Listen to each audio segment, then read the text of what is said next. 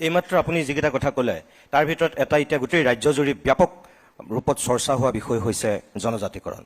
6 জনগোষ্ঠীৰ জনজাতিকৰণৰ ক্ষেত্ৰত আপোনালোকৰ কংগ্ৰেছ চৰকাৰে লোৱা এটা সিদ্ধান্তৰ কথা এতিয়া অসমৰ মাননীয় মুখ্যমন্ত্ৰীয়ে এইকেইদিনত সংবাদ মাধ্যমৰ আগত কৈ আছে।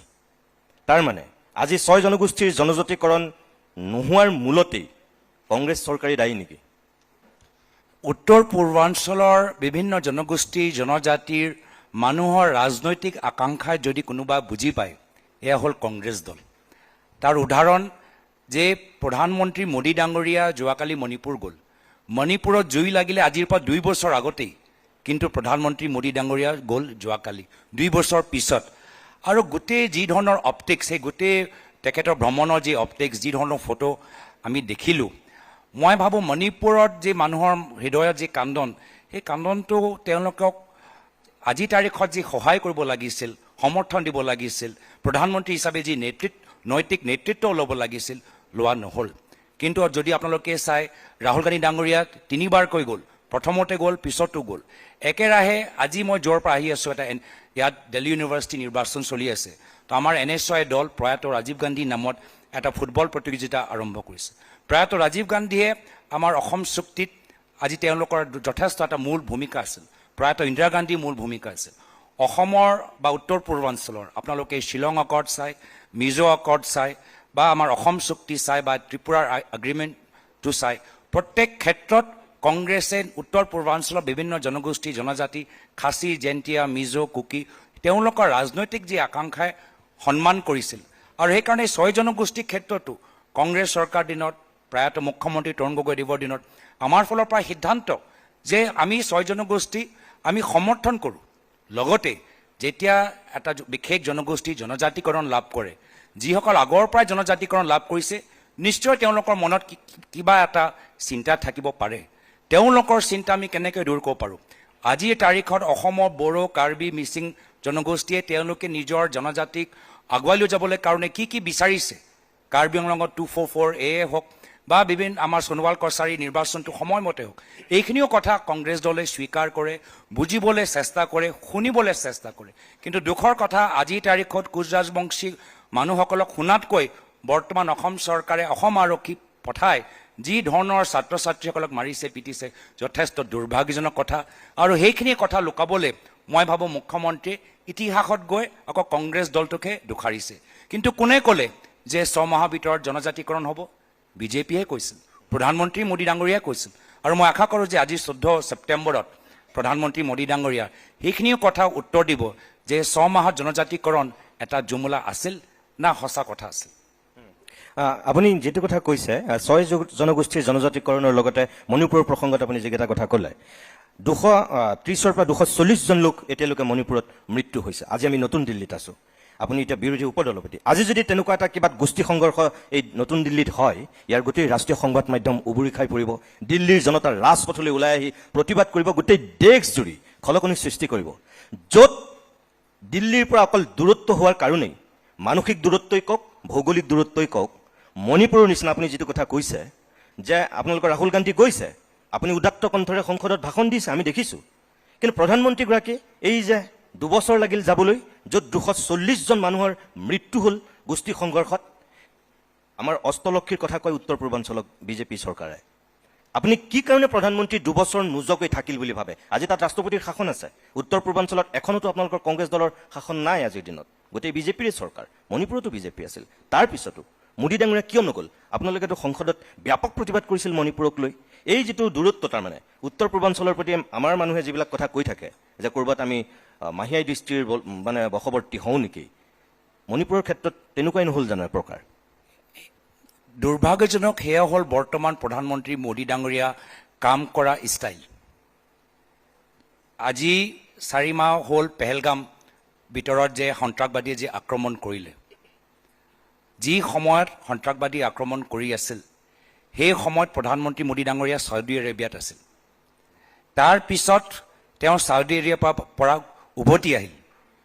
প্ৰথমে যাব লাগিছিল জম্মু কাশ্মীৰত, খবৰ ল'ব লাগিছিল আমাৰ সৈনিকসকলৰ, খবৰ ল'ব লাগিছিল সেই মানুহসকলৰ যিজনে নিজৰ ল'ৰা বা স্বামীজনক হেৰুৱালে। কিন্তু তেওঁ আহি ভাৰতত উভতি আহি গ'ল ক'ত? বিহাৰলৈ গ'ল। বিহাৰত গৈ এটা গভৰ্ণমেণ্ট প্ৰগ্ৰামত তেওঁ ৰাজনৈতিক বক্তৃতা দিলে। সেয়া হ'ল তেওঁলোকৰ আজি নেতৃত্বৰ তেওঁলোকৰ উদাহৰণ। তেওঁলোকে ভাবে কি যদি আমি সমস্যাৰ পৰা আঁতৰত ৰাখোঁ, যদি এটা সমস্যা জ্বলন্ত সমস্যা পাব্লিচিটি নাপায়, মিডিয়াত নোলায়, তেতিয়া মানুহবোৰ লাহে লাহে লাহে লাহে পাহৰি যাব। আৰু সেইকাৰণে আজি গালৱানে হওক, আজি পেহেলগামে হওক বা আজি মণিপুৰে হওক, য'ত য'ত প্ৰধানমন্ত্ৰী মোদী ডাঙৰীয়া বিফল হৈছে, নিজৰ বিফলতা স্বীকাৰ কৰাতকৈ, নেতৃত্ব লোৱাতকৈ, ৰাইজৰ পৰা ক্ষমা বিচৰাতকৈ, ৰাইজৰ ওচৰত গৈ ৰাইজক আমি কেনেদৰে আমি আগুৱাই যাব পাৰোঁ, তেওঁ বিফলতাৰ পৰা আঁতৰত থাকিব বিচাৰে। সেইকাৰণে ডিমনেটাইজেশ্যনৰ কথা নকয়, GST কথা ক'ব, কিন্তু ডিমনেটাইজেশ্যনৰ কথা নকয়। আৰু সেইকাৰণে আজি ৰাইজবোৰো আজি বৰ্তমান বিজেপি চৰকাৰৰ পৰা আঁতৰি গৈছে। মণিপুৰত যেনেকুৱা এটা ঠাইত যোৱা লোকসভা নিৰ্বাচনত তাৰ পৰা আমাৰ 2জন সাংসদ জিকি আহিল। আৰু সেইকাৰণে এটা সময়ত ভাৰতৰ জনসাধাৰণে মোদী ডাঙৰীয়াৰ ভাষণ, বক্তৃতা, তেওঁৰ একদম গ্লেমাৰ, তেওঁ কাৰিজমা, তেওঁ ডাঙৰ ডাঙৰ সেই ইভেণ্টবোৰ চাই খুব ভাল পাইছিল। কিন্তু লাহে লাহে লাহে অসমৰ জনসাধাৰণ, ভাৰতৰ জনসাধাৰণ PR, অপটিক্স, নেৰেটিভ এইবোৰ চব কথা বুজিবলৈ আৰম্ভ কৰিছে। আৰু সেইকাৰণে যোৱাকালিও মণিপুৰত গৈ তেওঁলোকে সমাজৰ মাজত যি প্ৰভাৱ পেলাব লাগিছিল পেলাব পৰা নাই। আৰু লাহে লাহে মই দেখিছোঁ যে প্ৰধানমন্ত্ৰী মোদী ডাঙৰীয়া জনপ্ৰিয়তা আৰু ৰাজনৈতিক তেখেতৰ ইফেক্টিভনেছ বা তেখেতৰ পলিটিকেল ৱেইট আগৰ দৰে নাই।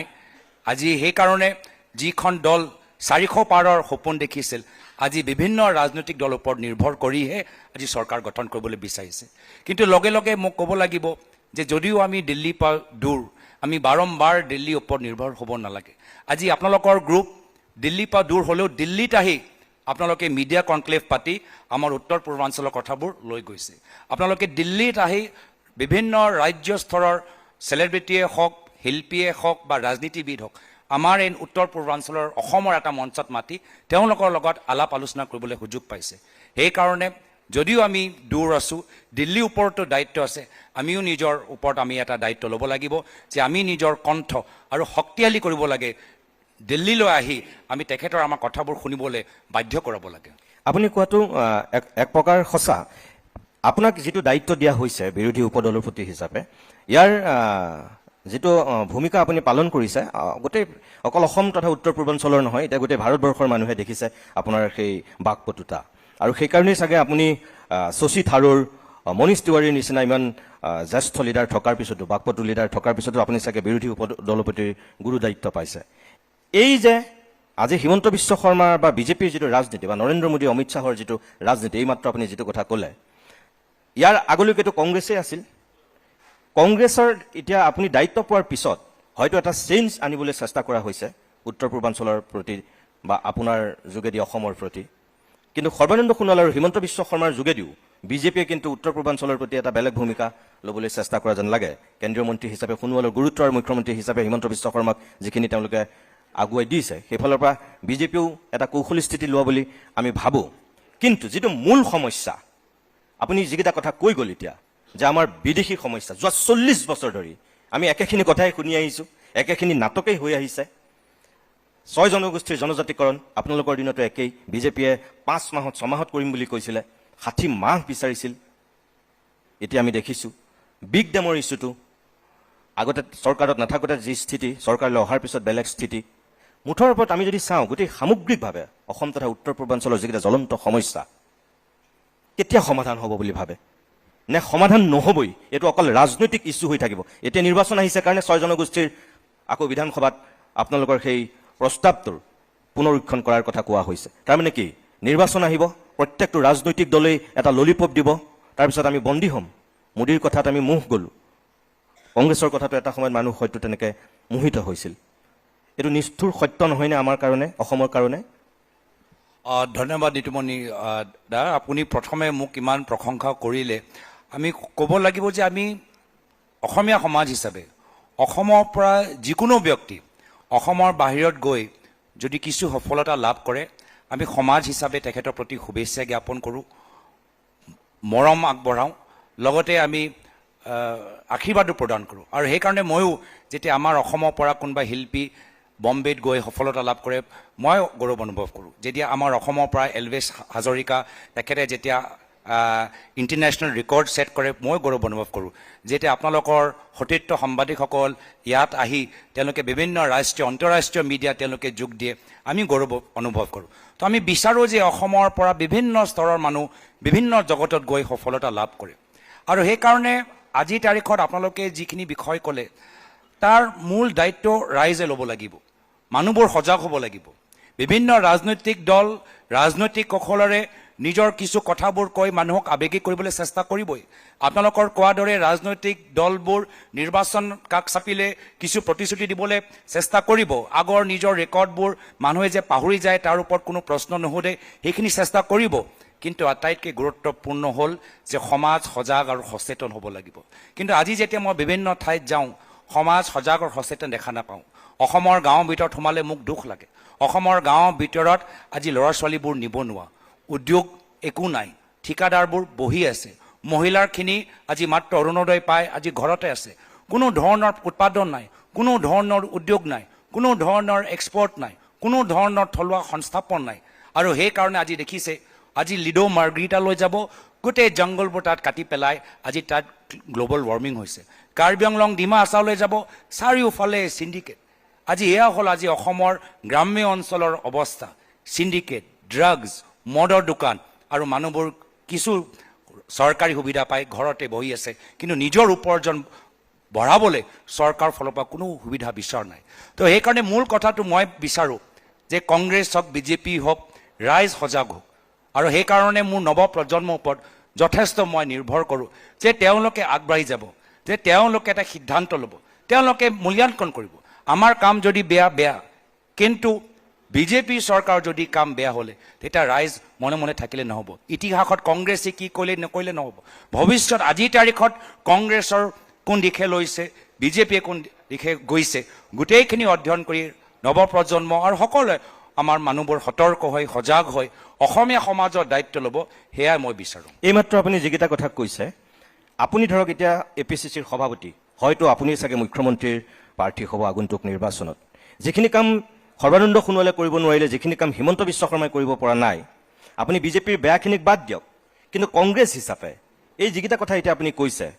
গাঁৱৰ পৰিৱেশৰ পৰা যুৱক যুৱতীৰ পৰা মহিলাৰ পৰা উদ্যোগলৈকে যিখিনি কথা আপুনি কৈছে আপোনালোকৰ নিজৰ বা আপোনাৰ নিজৰ তেনেকুৱা ভিছন আৰু মিছন কি আছে যে এইখিনিৰ পৰা আপুনি অসমৰ জনসাধাৰণক আপুনি ওপৰলৈ নিব ৰাজ্যখনক আপুনি উন্নতিৰ জখলাত সঁচাকৈ প্ৰগতিৰ পথত আগুৱাই নিব অৰ্থনৈতিক এজেণ্ডাটো কি আৰু আপোনাৰ সামগ্ৰিক পৰিকল্পনাটো কি যিটো বিজেপিয়ে পৰা নাই আপুনি পাৰিব আপুনি মোৰ চিনাকি এই কথাত কওঁতে কংগ্ৰেছৰ সভাপতি হিচাপে দিলে কিন্তু মোৰ এই ক্ষেত্ৰত আপোনাৰ প্ৰশ্ন উত্তৰ দিওঁতে মোৰ দ্বিতীয় পৰিচয়টো খুব মোক সহায় কৰে এয়া হ'ল মই প্ৰয়াত তৰুণ গগৈদেৱৰ পুত্ৰ আৰু প্ৰয়াত তৰুণ গগৈদেৱে যিদৰে গ্ৰাম্য উন্নতিৰ ওপৰত চিকিৎসাৰ ওপৰত শিক্ষাৰ ওপৰত সমাজৰ মাজত এটা ভাল সুস্থ পৰিৱেশ গঢ়ি তোলাৰ ক্ষেত্ৰত যি আগভাগ ল'লে তেখেতৰ পুত্ৰ হিচাপে তেখেতৰ লগত কিছু সময় তেখেতৰ শিষ্য হিচাপে বহুতখিনি কথা জানিব পাৰিলোঁ শিকিব পাৰিলোঁ আৰু আজি আধুনিক যুগত সেই একেই চিন্তাৰে আমি প্ৰয়াত তৰুণ গগৈদেৱে কেনেদৰে হ্যাপিনেছ ওপৰত কোৱালিটি হেল্থ ওপৰত কোৱালিটি এডুকেশ্যন ওপৰত কোৱালিটি ৰুৰেল ইনফ্ৰাষ্ট্ৰাকচাৰ ওপৰত কোৱালিটি লাইব্ৰেৰীৰ ওপৰত কোৱালিটি প্লেগ্ৰাউণ্ড ওপৰত জোৰ দিছিল সেয়া হ'ব আমাৰ আগন্তুক দিনৰ চিন্তাধাৰা আমাৰ কাৰণে আমাৰ শিক্ষকসকল শত্ৰু নহয় আমাৰ কাৰণে আমাৰ চৰকাৰী ডাঙৰ ডাঙৰ অফিচাৰ আমাক গালি পাৰা আমাৰ চাকৰ নহয় আজিৰ তাৰিখত পৰিস্থিতি বেলেগ শিক্ষকসকলক অপমানিত কৰা যায় চৰকাৰৰ ডাঙৰ ডাঙৰ অফিচাৰসকলক অপমানিত কৰা যায় ডাঙৰ ডাঙৰ ঠিকাদাৰক যদি তেওঁলোকে আকৌ সেই বিশেষ পৰিয়ালটো যদি টেক্স নিদিয়ে তেওঁলোকক কাম কৰিবলৈ সুবিধাটো নিদিয়ে সাংবাদিকসকলক যিধৰণে আজি আপোনালোকৰ চেনেলে এটা বলিষ্ঠ কণ্ঠৰে আগবাঢ়ি গৈছে সকলোৱে পাৰা নাই কিন্তু সেই পৰিস্থিতিটো আগতে আছিলে তো চিম্পল যদি আনচাৰ মই ক'বলৈ বিচাৰোঁ যে প্ৰয়াত তৰুণ গগৈদেৱৰ পুত্ৰৰ দৰে তেখেতৰ যিখিনি কথা মই বুজিলোঁ সেইখিনিয়ে কথা ওপৰত আমি জোৰ দিম আজিৰ তাৰিখত কোৱাণ্টিটি আছে মেডিকেল কলেজ বনাইছে কিন্তু আজি মই BTR গৈ আহিছোঁ কোকৰাঝাৰ যাওক ওদালগুৰি যাওক টাংলা যাওক কোনো চিভিল হস্পিটেলত ডক্টৰ নাপায় আৰু হস্পিটেলৰ ভিতৰত যদি গুৱাহাটী মেডিকেল কলেজৰ হস্পিটেলৰ যদি অৱস্থা চাওঁ আমি নিজে দেখিলোঁ যে কেনেদৰে নাৰ্ছৰ অভাৱৰ বাবে শিশুসকলৰ মৃত্যু হ'ল তো সেইকাৰণে আজিৰ তাৰিখত আমাক quality of health care quality of education quality of public service ওপৰত জোৰ দিব লাগে আৰু এইখিনিয়ে কথা আমি চেষ্টা কৰিম আৰু অলপ মই আৰু এটা পৰিচয় আমাৰ দলৰ সতীৰ্থসকলক যদি আপোনালোকে কাণে কাণে মনে মনে তেখেতক সোধে তেওঁলোকে ক'ব যে মই কেতিয়াবা বহুত ষ্ট্ৰিক্ট, খুব মানে ডিচিপ্লিন, খুব মানে টাইটলি নিজৰ দলটোক আজি আলি অলপ আমি চলাবলৈ চেষ্টা কৰিছোঁ।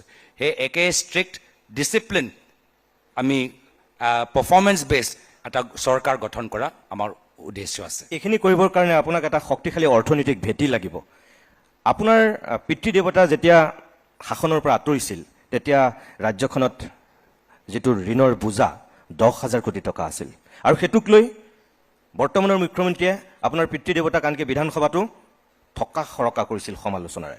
আৰু সেইগৰাকী হিমন্ত বিশ্ব শৰ্মা আজি অসমৰ মুখ্যমন্ত্ৰী, তেখেতৰ দিনত আজি 1,80,000 কোটি টকাৰ ঋণ, মোটামুটি 10,000 কোটি টকাৰ ঋণ লোৱা তৰুণ গগৈ সমালোচনা কৰা মুখ্যমন্ত্ৰীয়ে এতিয়া কিন্তু প্ৰত্যেক মাহতে ঋণ লৈ চৰকাৰ চলাই আছে, হিতাধিকাৰী সৃষ্টি কৰিছে।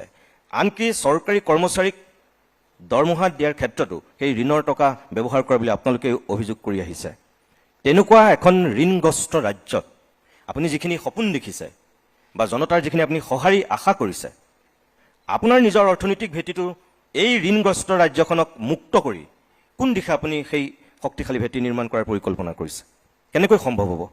চাওক, এই অৰ্থনৈতিক ক্ষেত্ৰত যিদৰে 10 ছেপ্টেম্বৰ মুখ্যমন্ত্ৰী এটা ডাঙৰ ফ্লপ হ'ল, এই অৰ্থনৈতিক ক্ষেত্ৰতো ইমান গালি পাৰাৰ পিছতো আকৌ তেওঁহে ফ্লপ হ'ল। 10,000 কোটি টকা যদি এটা পাপ আছিল, আজিতো 1.5 লাখ কোটি টকাৰ ঋণ আজি হৈছে, আৰু এই ক্ষেত্ৰতো তেওঁ ফ্লপ। আজি তেখেতে কৈছিল যে ভাৰতৰ শীৰ্ষ 5টা ৰাজ্যত অসমখন চাবলৈ বিচাৰে, কিন্তু যি 2টা বিভাগৰ তেওঁ আগতে মন্ত্ৰী আছিল, স্বাস্থ্য আৰু শিক্ষা, সেই 2টা বিভাগত আজি অসমখনৰ নাম ভাৰতৰ শীৰ্ষ 5টা ৰাজ্যৰ ভিতৰত নহয়, অন্তিম 5টা ৰাজ্যৰ তালিকাৰ ভিতৰত আছে।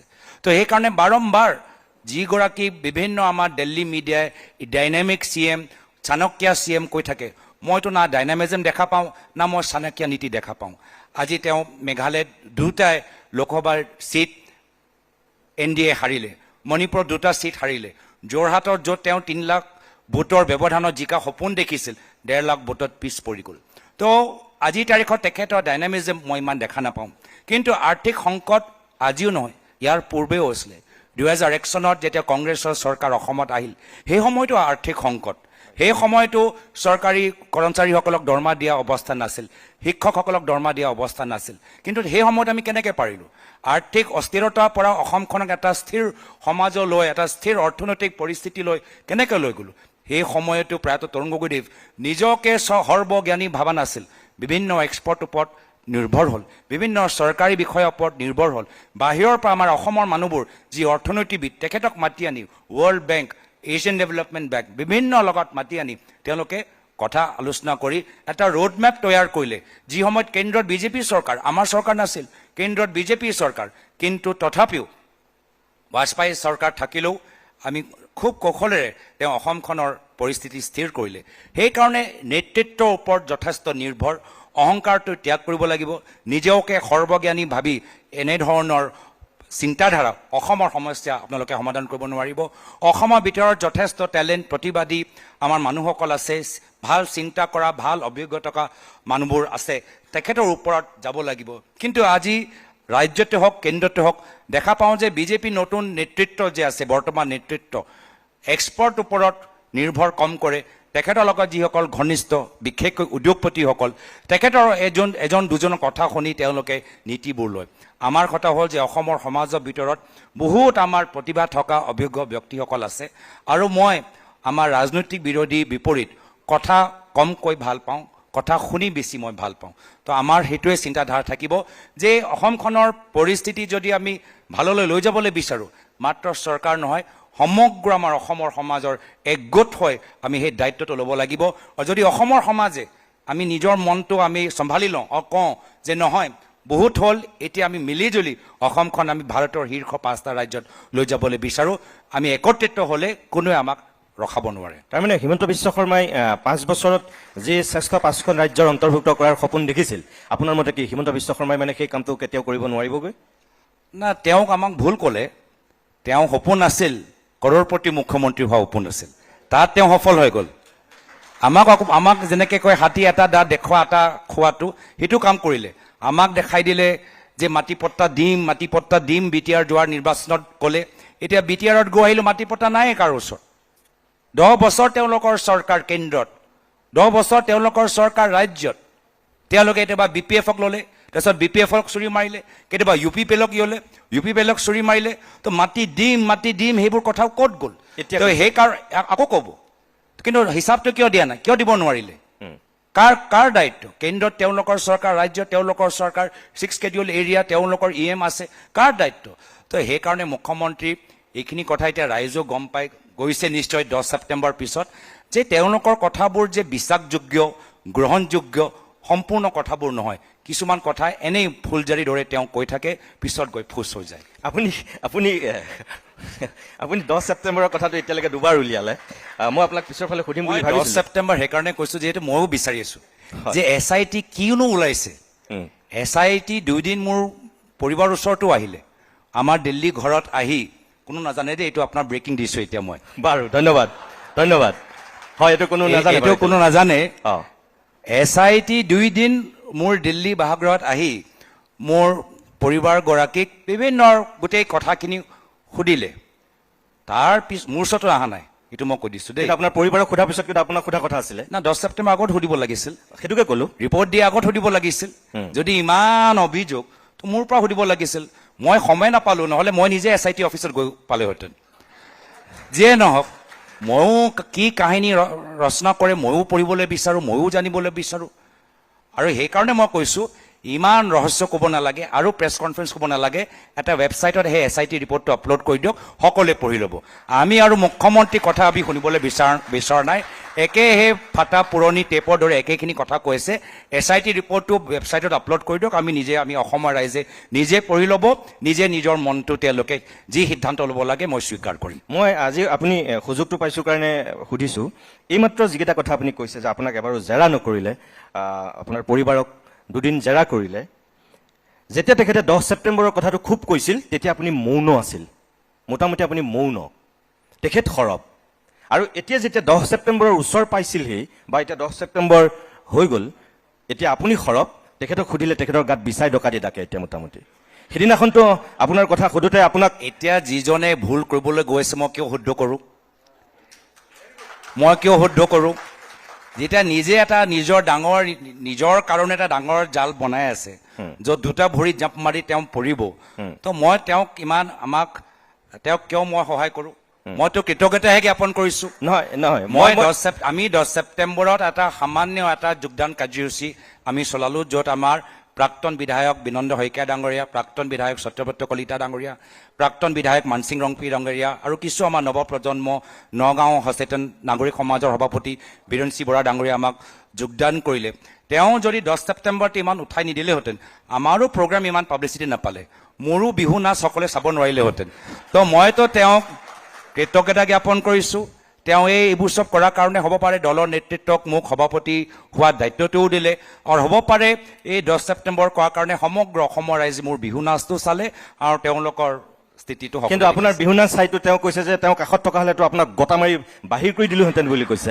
মই কৈছোঁ তেখেতক এই মঞ্চত মাতি আনক, তেওঁ যি ইচ্ছা যি গান তেওঁ ভাল পাই লগাই দিয়ক, তেওঁ নাচক, আমিও নাচক, অলপ ফূৰ্তি কৰক। ইমানো সৰব হ'বলৈ কিনো কথা আছে? কোনোবা গান গাইছে, নাচিছে, নাচিব পাৰে, গান গাইটো আমাৰ অসমীয়া সংস্কৃতি, বিহু, মিচিং, ৰাভা, যদি আমি গীত, কাৰ্বি গীতবোৰ আমি যদি ধৰি নাৰাখোঁ, নিজৰ পৰম্পৰা আমি ধৰি নাৰাখোঁ, আজি তেতিয়া আমি কেনেদৰে আমি অসমখন আগুৱাই লৈ যাম?